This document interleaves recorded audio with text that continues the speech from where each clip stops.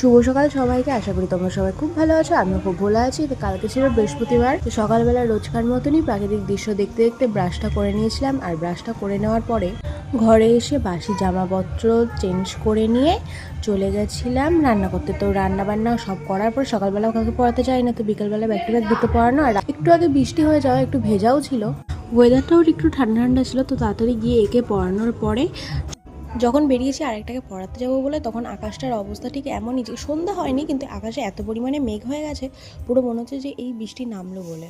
তো তাড়াতাড়ি করে ওটাকে পড়াতে চলে গেছিলাম। আর পড়াতে গিয়ে এনার দাবি যে উনি চা খাবে, আর আমিও একটু চা খেতে ভালোবাসি। তো দুজনকেই চা দিয়েছিল বিস্কিটের সাথে আর পাঁপড় ভাজার সাথে। তো সেগুলো খাওয়া দাওয়া করার পরে ওকে পড়িয়ে চলে এসেছিলাম বাড়িতে।